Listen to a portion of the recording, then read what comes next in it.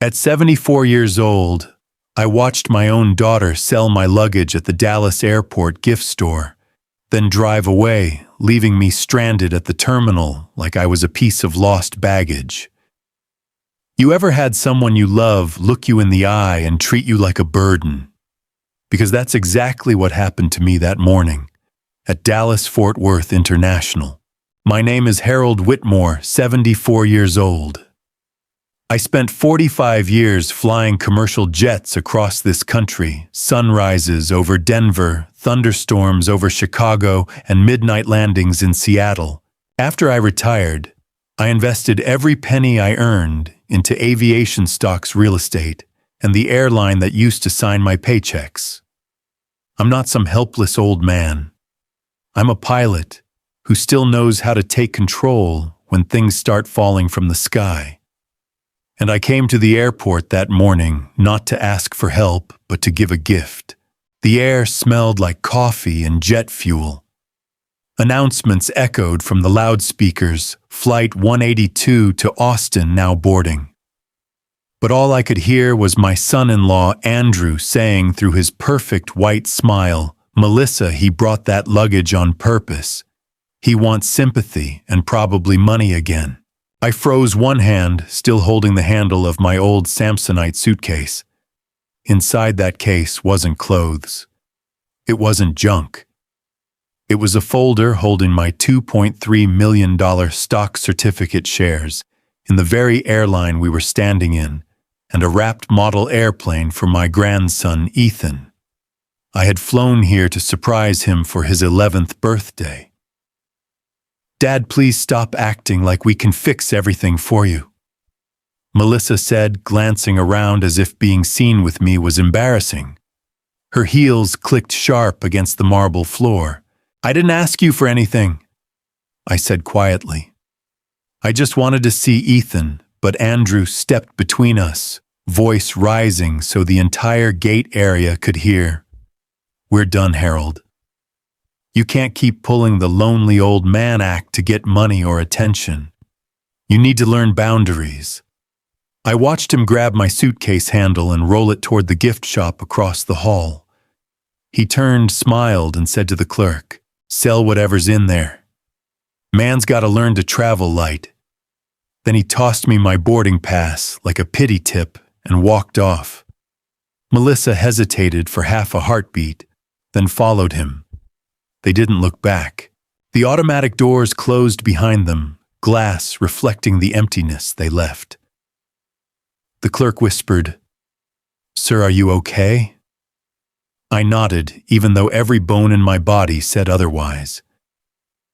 You know, when you've flown thousands of hours like I have, you learn that turbulence never lasts forever.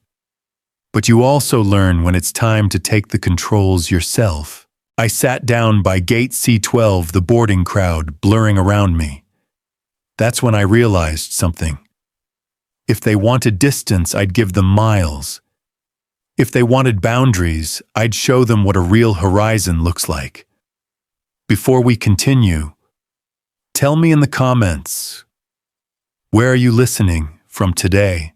I love knowing where my stories reach around the world. The loudspeaker called another flight. I watched a jet taxi pass the window, sunlight flashing across its polished wings. And in that reflection, I caught my own face, calm, steady, unbroken. "When God closes a door," I whispered, "sometimes He's just giving you a longer runway." I picked up the boarding pass they'd thrown at me, turned toward the customer service desk and smiled.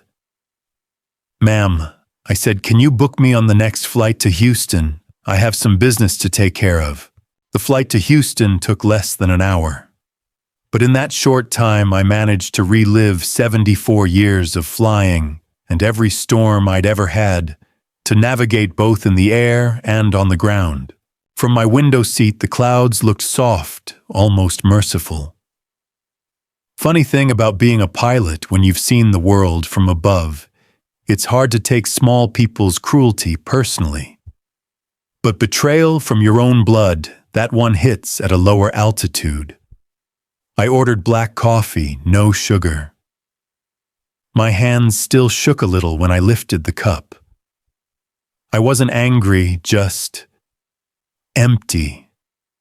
The kind of emptiness that comes when you finally see the truth you've been avoiding for years. By the time I checked into my hotel near Bush Intercontinental, the sunset was melting over the Houston skyline. I opened my laptop on the oak desk, typed in my bank credentials, and started scrolling through 15 years of transfers to my daughter's household. I'd always kept records, pilots, and accountants. We share the same disease precision. There they were, line after line. $60,000 for their wedding at the Hyatt Regency, $80,000 for the down payment on their suburban home, $45,000. When Andrew's investment project went belly up, $32,000 for Ethan's private school tuition, another $12,000 when Melissa wanted to upgrade the kitchen to keep up with the neighbors. The total stared back at me like runway lights and fog, $210,000. And that didn't include the emergencies, the short-term loans, the little rescues that were never repaid. I closed my eyes and remembered my wife, Elaine. She'd been gone 7 years now. I could still hear her voice from the morning of my retirement, calm, certain wise. Harold, don't let love make you foolish. God never wastes pain, but He expects us to learn from it. At the time, I thought she meant heartbreak. Now I realized she'd meant family. For years, I'd mistaken enabling for caring. Every check I wrote, I told myself it was helping Melissa build stability. But what I really built was her dependence and Andrew's arrogance. So I did what I always did when facing bad weather. I calculated. By $10,000 that night, I had every number lined up on an Excel sheet. Dates, amounts, interest rates, maturity values. Old habits die hard. If those payments had been structured as standard family loans with compound interest, Melissa and Andrew would owe me just over $800,000. $800,000. I sat back staring at the screen until my reflection merged with the numbers. That's what unconditional love had cost me, and what foolish pride had made them forget. But that wasn't what hurt most. What hurt was remembering Ethan's birthday calls, the way his voice would light up when I picked up the phone. How that joy disappeared the moment his parents got involved. "Grandpa, are you still coming to my soccer game?" Those words echoed in my head, soft as static in an empty cockpit. I folded my hands, stared out the hotel window at the blinking city lights, and prayed out loud for the first time in years. Lord, I don't ask you to punish them. Just show me how to make them see. Let justice be my co-pilot tonight. The prayer settled something inside me. I wasn't chasing revenge. I was chasing clarity. The kind only comes when a man finally stops apologizing for his worth. I opened my laptop again and composed one email to Thomas Tom Harden, attorney at Law Houston. Subject: family loan reclassification, immediate consultation. When I hit send, I smiled for the first time that day. If they wanted distance, I murmured, then they'd better brace for altitude. The next morning, Houston woke under a soft drizzle, the kind that makes the highways glisten like silver veins. I drove downtown with purpose, my old leather gloves on the steering wheel and my flight jacket zipped up tight. After 45 years in the cockpit, I'd learned one thing about turbulence: you don't fight it with emotion. You fight it with preparation. Tom Harden's office sat on the 12th floor of a glass tower overlooking the city. He'd been my legal advisor since my airline days, a man who understood contracts as well as I understood runways. When I walked in, he stood from his desk, surprised. Captain Whitmore, haven't seen you since your retirement banquet." "Morning, Tom," I said, setting my folder on his desk. "I've got a new kind of flight plan for you." He raised an eyebrow when he opened the file. Inside were 15 years of financial transfers, bank statements, and check stubs, each one meticulously labeled. At the top, I'd written in black ink, "Family Support Reclassification." Tom glanced up. "You're not thinking what I think you're thinking." "Oh, I'm past thinking," I replied. "I'm executing." For 2 hours, we combed through every number. Tom took notes the way air traffic controllers listen to instruments, steady, cautious. When he finished, he leaned back in his chair and whistled softly. "Harold, this isn't pocket change. You've given them over $800,000. You have proof of every transaction. The law allows reclassification if dependency is proven, especially with intent of repayment." "That's what I needed to hear," I said. Tom studied me for a long moment. "You're not doing this out of anger, are you?" I smiled faintly. "No, Tom. I'm doing this out of education. My daughter needs to learn that grace doesn't mean permission." We spent the afternoon drafting the formal loan demand package, a 14-page document listing each payment as a family loan with standard interest and legal demand for reimbursement. Every clause was precise, surgical. And when Tom finished reading it aloud, I signed my name at the bottom in bold black ink. The pen didn't shake once. "Consider this the first flight of a new mission," I said. Tom chuckled. "You're treating this like a military operation. Every pilot knows," I replied, "revenge without discipline is just a crash waiting to happen." He smiled, but there was respect behind it. "You want this filed immediately." "Filed, notarized, and delivered by courier," I said. "But not to Melissa, not yet. I want the system to react before she does." On the way back to the hotel, the drizzle had stopped. Sunlight broke through the clouds, catching the side of a parked jet on approach to Hobby Airport. For a second, it looked like the wing was on fire, just reflection, but powerful. That's when it hit me. All my life, I'd believed being a good father meant protecting my child from consequences. Now I understood something different. A good father doesn't just protect, he teaches. Even if the lesson hurts. I stopped by a coffee shop on Main Street, ordered a black roast, and called my banker, Mark Ellison. Mark had managed my accounts for 20 years, through every investment and every storm. "Mark," I said, "I need to suspend all monthly transfers to Melissa Morrison and her husband. Effective immediately." There was silence on the line. "Captain Whitmore, are you sure that's been active for over a decade?" "I've never been more sure of anything in my life." I spent the evening back in my hotel room reviewing my next steps. Notify my airline's corporate board about my intent to reclaim stock voting rights. Quietly reacquire the mortgage note on Melissa's home through a holding company. Reach out to 2 of Andrew's potential investors, men who still respected me, to discuss his pattern of fiscal instability.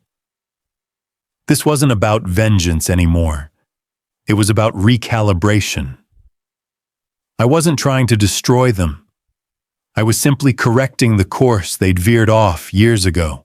As I shut my laptop, the hotel room fell quiet, except for the low hum of the air conditioner. I looked out at the night sky beyond the city lights, deep blue and steady. "Lord," I said softly, "help me fly this mission with wisdom, not wrath. You be the wind. I'll just steer." 2 days after filing the papers, the first call came. I was sitting in my hotel room at the Hyatt Regency polishing the old aviator wings I'd worn for 3 decades when my phone buzzed. Melissa. I let it ring 3 times before I answered. Dad, her voice trembled, confused, but not yet desperate. Our mortgage payment didn't go through this morning. The bank said the automatic transfer was canceled. Did something happen? I stared at the gleaming wings in my hand before I replied. Nothing happened, sweetheart. You just said you needed space. I'm respecting that. Dad, please don't be like this, she said quickly. Andrew's been handling everything he said. You must have changed something. I did, I said simply. I changed my boundaries. There was a long pause. I could hear Andrew's voice in the background, sharp and impatient, whispering instructions like a pilot barking through static. Melissa lowered her voice. Dad, we didn't mean. But I cut her off. Melissa, I'm not angry. I'm just done funding people who mistake generosity for weakness. I hung up before she could respond. For the first time in years, I felt peace. It wasn't revenge. It was altitude. By noon, the second call came, this time from Mark Ellison, my banker. Captain, I just received a very heated message from your son-in-law. He claims you've sabotaged their accounts. Tell him I've simply stopped being their safety net, I said. They can land their own plane now. Mark chuckled under his breath. You always did like clean exits. Not exits, I corrected him. Emergency procedures. That evening, I sat on the hotel balcony with a bourbon and my laptop. Emails were coming in, one from Tom Harden confirming the loan demand letter had been delivered to their attorney, another from my contact at the airline, notifying me that Andrew's travel privileges and corporate accounts were now frozen pending review of beneficiary misuse. I leaned back in my chair, watching the neon of Houston reflect on my glass. When a man stops defending his dignity, I thought he starts losing altitude before he even knows he's falling. The city lights below me looked like runway lights guiding me toward something bigger. At 10:30 that night, Melissa called again. This time she didn't sound angry, just terrified. Dad, please. Ethan's tuition payment bounced. The school says they'll suspend him if we don't fix it by Friday. Can't you just... I took a deep breath. Melissa, you married a man who said I was the problem. Let him solve it. Dad, don't do this. I already did, I said quietly. You just never noticed until now. There was silence then, a small, muffled sob before she hung up. The next morning, Tom called to update me. Everything's in motion. The legal filings, the notices, it's all official now. Good, I said. Because from here on, I'm done being their ground crew. They wanted independence. I'm giving them the full flight. If you're still with me so far, type 1 in the comments. Because this is the moment the story starts to climb. And trust me, the air's about to get thinner. Back in Dallas, Andrew's composure began to crack. He'd built his life on confidence and charm, but now those tools were useless. His credit cards declined his calls to the bank, met with polite silence. His investors started pulling away. Melissa watched as the man she thought was strong began unraveling like a loose thread on an expensive suit. And somewhere above that chaos, me, Harold Whitmore, sat with my coffee and my faith, watching the storm form right where I'd predicted. Because if life had taught me anything, it was this: God doesn't always stop the storm. Sometimes he lets it hit, so you can see who still stands beside you when the clouds finally clear. By the third morning, the storm had a name: control. That was what Andrew Morrison was losing, one thread at a time, and I was the one pulling the strings. When you've flown for decades, you understand systems. A plane never falls out of the sky from one broken bolt. It's always a chain reaction, tiny failures lining up in perfect sequence. So that's exactly how I built mine. At 7:00 a.m., I had breakfast with David Lang, Vice President of Horizon Airlines, the company I'd flown for most of my career and still quietly owned 4% of. He was a sharp man, but not immune to a story told with the right amount of gravity. "David," I said, stirring my coffee, "you remember my son-in-law, Andrew Morrison?" He nodded slowly. "The finance consultant from your daughter's wedding, right? Heard he's been trying to network with our executives." "He has," I said, "and he's been using my name to open doors." David frowned. "Is that so?" I handed him a printout of Andrew's LinkedIn page with photos from a private jet captioned, "With my father-in-law's airline partners." David's expression turned to stone. "That's misrepresentation of company affiliation." "Not anymore," I said. "Now it's evidence." By 9:30, an internal memo had circulated all correspondence with Andrew Morrison suspended pending investigation of identity misuse. The first domino had fallen. Next stop was the First Continental Bank, where Andrew's business accounts lived. Mark Ellison, my longtime banker, arranged a private meeting with his supervisor. I explained the pattern of false collateral, the family dependency, the mortgage inconsistencies. They nodded gravely and initiated a risk review. By noon, Andrew's credit line was frozen. Melissa wouldn't find out until dinner. Around lunchtime, I made one more call to Patricia Hale, senior recruiter at one of Houston's biggest investment firms. She'd once told me reputation travels faster than a 747. She wasn't wrong. "Patricia," I began, "I'm calling as a friend, not a father-in-law. You may want to be careful with a man named Andrew Morrison. Some unstable finances, possible misrepresentation of investors." She sighed. "That name sounds familiar. He just applied yesterday. Then this call might save you a lawsuit." I didn't need to lie. I only needed to remind people of the truth he'd worked so hard to bury. By the end of the day, I'd made 6 calls, just 6, and each one was like a precision strike. Not loud, not messy, but devastatingly effective. Meanwhile, back in Dallas, Andrew was pacing the marble kitchen floor of that 5,000-square-foot house he couldn't afford without my money. His phone buzzed every few minutes, bank alerts, rejected applications, overdue statements. Melissa watched from the counter, her arms crossed, her voice brittle. "What's happening, Andrew?" He slammed the phone down.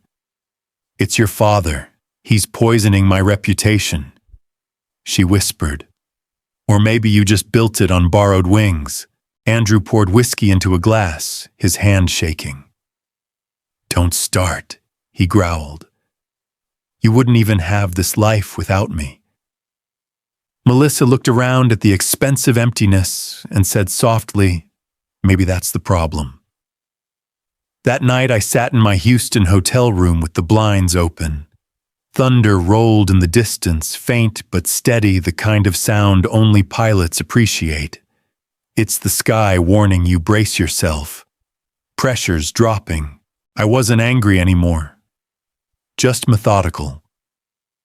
The way I used to plot flight paths before takeoff, calculating fuel weather and risk. Except this time, the turbulence wasn't in the clouds. It was in their living room. I opened my laptop again and reviewed the data, the frozen credit lines, the suspended accounts, the official notice of investigation from Horizon Airline's HR department. Everything was in motion, and as I stared at the glowing screen, I realized something. This wasn't revenge anymore. It was reclamation, the recovery of self-respect that I'd handed away piece by piece under the name of love. Outside lightning flashed against the glass, reflecting the silver wings pinned to my jacket. I smiled faintly and whispered, "The approach is clean. Now we descend." By the end of that week, everything I'd set in motion began to fall into perfect alignment, like stars forming a constellation of consequences. Andrew's world was shrinking by the hour.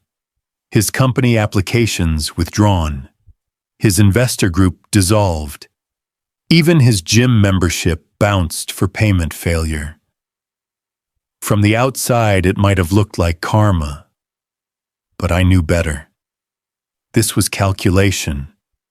This was flight path correction. Still, as I sat by the hotel window that night, watching the city lights blink like runway markers, something inside me grew quiet. You can ground another man's plane, but eventually you have to ask yourself if you're still flying yours for the right reasons. That question followed me into Sunday morning.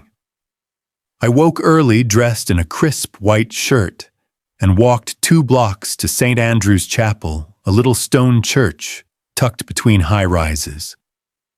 I hadn't been inside a church since Elaine's funeral, but that morning I needed silence, the kind that doesn't demand explanation.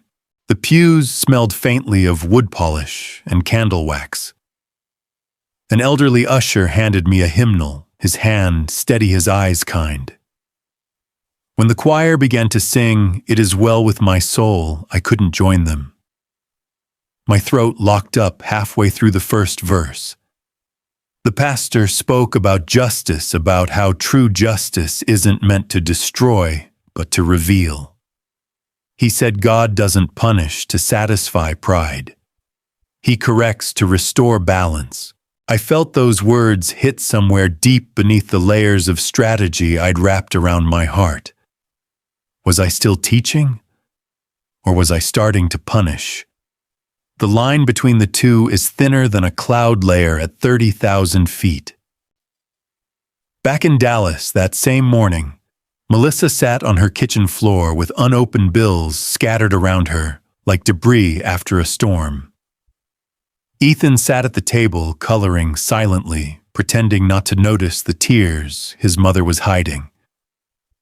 She had tried calling me 5 times. I hadn't answered any. Andrew hadn't come home the night before. According to their neighbor, he'd been at a bar until closing, ranting about old men who couldn't let go. His pride was the only thing still airborne, and even that was losing altitude fast. When Melissa finally picked up her phone again, she didn't call me. She called the bank. They told her what she already feared: the mortgage was officially in review. The house, her dream home, might not survive the month. That afternoon, I sat in the chapel courtyard with a cup of coffee and my leather notebook. I wrote one sentence across the top of the page: God's justice doesn't need my permission. For a long while, I just stared at those words. I thought about Ethan, his innocent voice, his laughter every time I showed him an airplane model.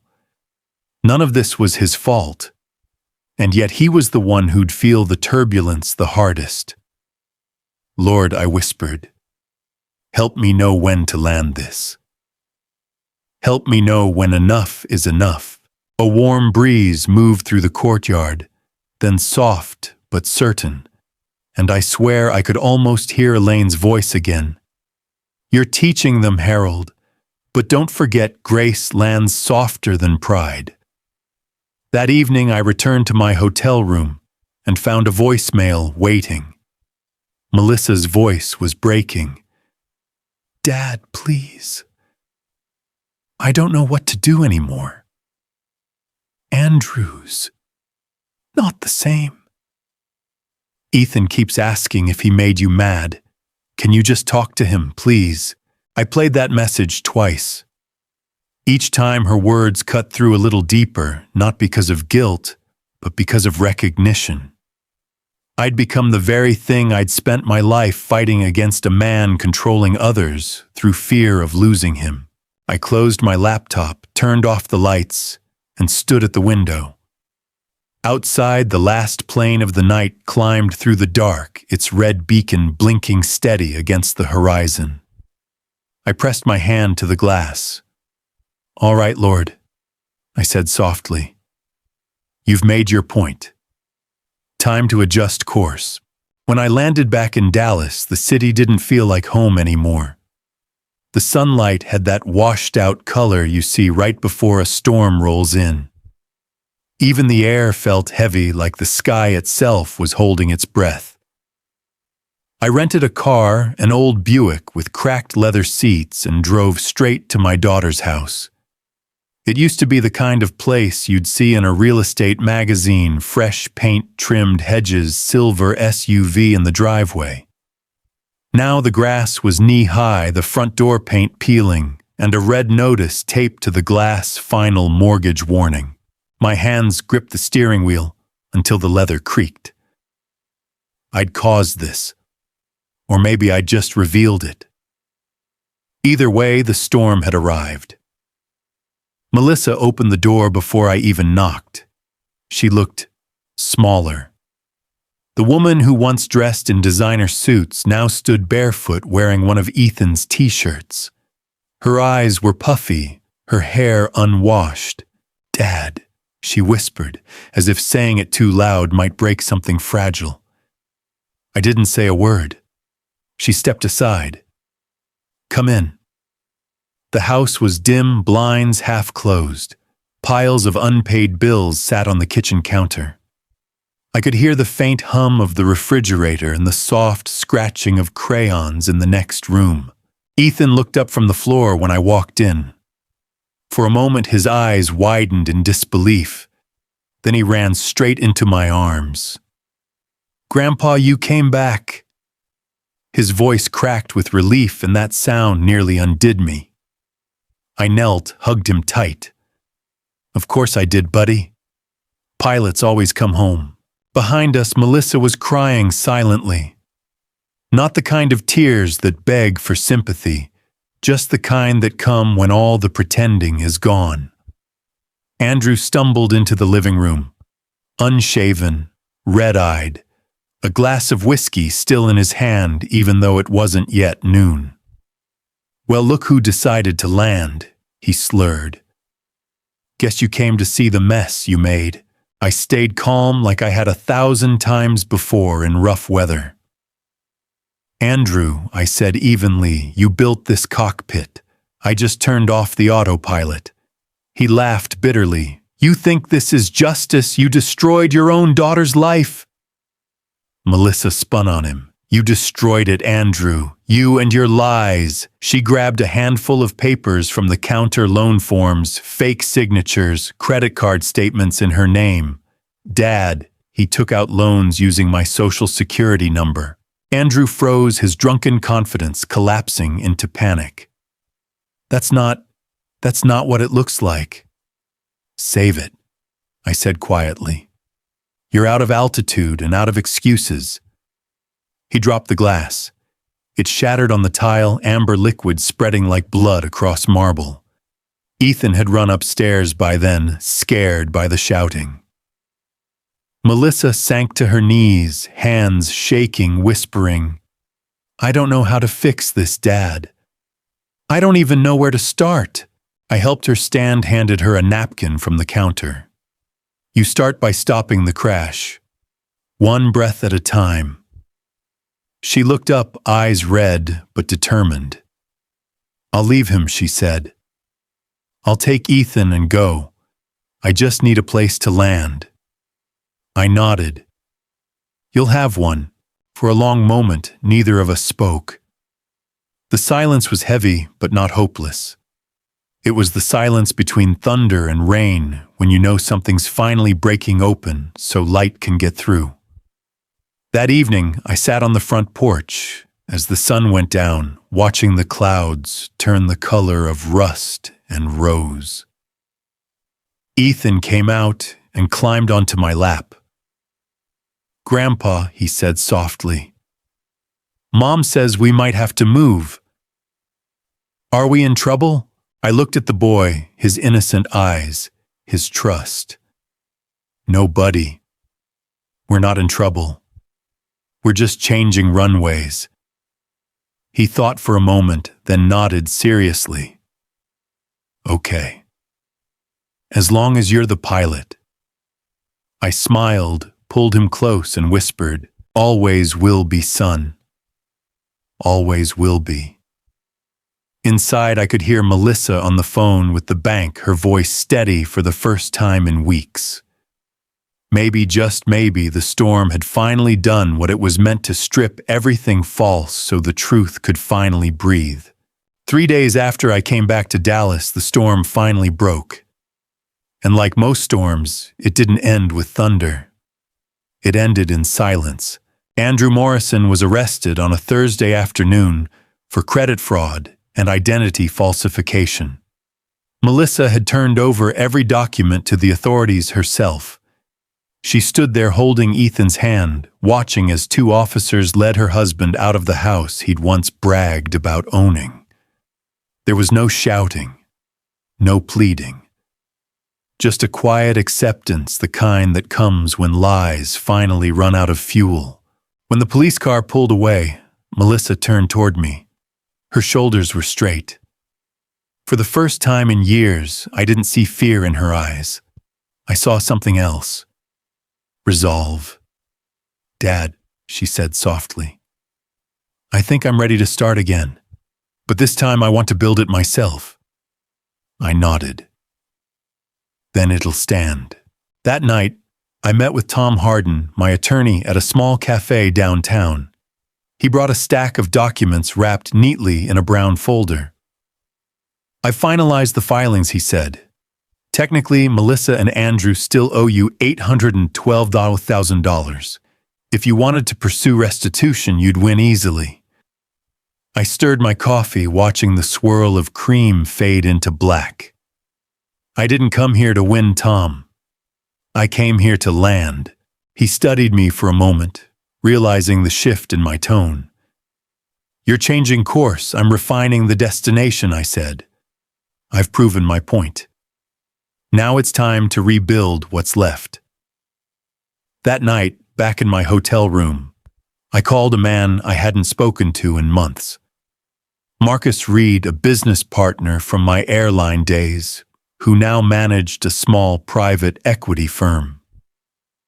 "Marcus," I said, "I want to purchase 3 accounts currently in delinquency: the Morrison mortgage, their car loan, and their credit balance."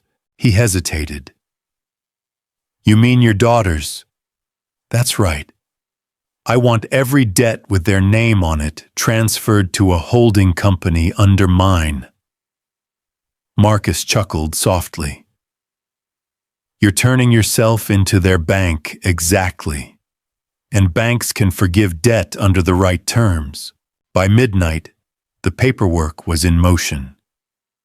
I just spent $60,000 to own $200,000 worth of their obligations, pennies on the dollar. A pilot's version of buying back a damaged plane, not because it's profitable, but because you can't stand to see it rot in a scrapyard. The next morning, Melissa and Ethan came to the ranch outside Dallas, where I'd moved after retirement. Ethan ran across the gravel driveway holding a toy plane, his laughter cutting through the Texas heat. Melissa followed more slowly, her eyes scanning the old place she'd grown up in. The porch swing, the pecan trees, the hangar in the distance. "I forgot how peaceful it is out here," she said. "Peace never leaves," I replied. "We just fly too far from it sometimes." We sat on the porch steps, the wood warm beneath our hands. She looked out toward the open fields, then back at me. "Dad, I can't undo what I said at the airport. I don't even know why I believed him." "Because you wanted to," I said gently. "We all want to believe the people we love won't steer us wrong." but sometimes love blinds us more than it saves us. Tears gathered in her eyes. I don't deserve forgiveness. No one does, I said. That's why it's a gift. When they left that evening, Ethan hugged me tight. Grandpa, Mom says we're going to move closer to you. Is that okay? I smiled. Buddy, I'll make sure the runway's always clear for you. After they drove away, I walked down to the hangar behind my house. Inside, under a dusty tarp, sat my old Cessna, the plane I'd flown for years after retirement. I brushed a hand along its wing. For the first time in weeks, I wasn't thinking about retribution or debt. I was thinking about grace, how it feels like lift under a wing, unseen but undeniable. I whispered into the quiet hangar, Lord, I've done what I had to. Now help me do what's right. The next day I called Tom again. Cancel the filings, I said, and draft a new agreement, debt forgiveness conditional on counseling and sobriety. Tom paused, then said quietly, You're a good man, Harold. I smiled. No, just an old pilot learning how to land softer. 6 months later, Thanksgiving morning dawned clear over the Texas plains.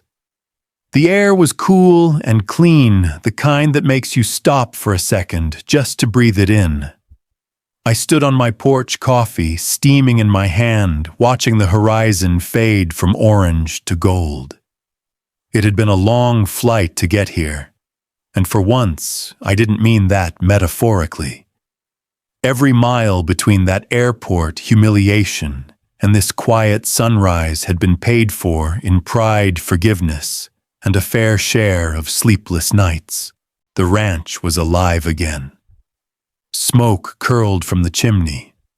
The smell of roasted turkey and cornbread drifted through the open windows. Melissa's laughter mixed with the faint sound of Ethan's voice as he explained some school project to his mother inside. For the first time in years, there was peace, real peace. Not the kind you pretend to have when things are broken, but the kind that hums quietly beneath gratitude. At noon, a silver pickup pulled into the driveway. Andrew stepped out. He looked thinner, quieter, sober. His hair was neatly trimmed, and there was a humility in his eyes I'd never seen before. He carried a small pie dish, almost like an offering. Pumpkin, he said awkwardly. My first one. Recipe from the support group. I took it, nodded once. Smells good. He hesitated at the bottom of the porch steps. Can I come in? That depends, I said. You planning to fly straight this time? He met my eyes. Yes, sir. No more storms. I studied him for a long second, then gestured toward the door. Then come on in before the turkey gets cold. Inside the house buzzed with warmth. Ethan came running. Mom, Grandpa, Uncle Andrew's here. Melissa looked up from the kitchen counter. For a heartbeat, the room froze the same way the air does before a plane touches down. Then she exhaled and smiled. Hey, she said softly. You made it. Andrew nodded. Wouldn't miss it. He handed her the pie and she took it with both hands, as if it were heavier than it looked like it carried something more than filling and crust. We ate around the old oak table that had belonged to my father. The same table where I'd taught Melissa her multiplication tables, where Elaine and I had said grace every Sunday for 30 years. Ethan led the prayer this time. Thank you, God, for family, for second chances, and for Grandpa who teaches us how to land when life gets rough. Melissa squeezed my hand under the table. Andrew's eyes glistened. I had to look away for a moment, pretending to focus on the cranberry sauce just to keep from tearing up. After dinner, we sat on the porch again, watching the last light sink behind the trees. Andrew leaned forward, elbows on his knees, voice low. Captain, he said the first time he'd ever called me that, with respect I owe you more than I can ever repay. You could have ruined me. But you didn't. I studied him carefully. You did that part yourself. He nodded. Yeah. But you also gave me a way back.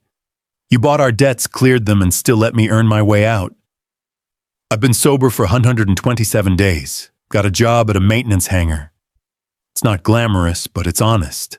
He paused, his voice catching. I don't know if I'll ever deserve forgiveness, but I want to live like I've been given it. I leaned back, letting his words settle into the quiet. Good, I said. Then make it count. Forgiveness isn't freedom. It's responsibility with mercy built in. Melissa came out with coffee for everyone. She looked healthy again, strong, calm eyes full of the same light she used to have when she was little, and believed her old man could fix anything. Dad, she said, smiling, Ethan wants to show you his science project before dessert.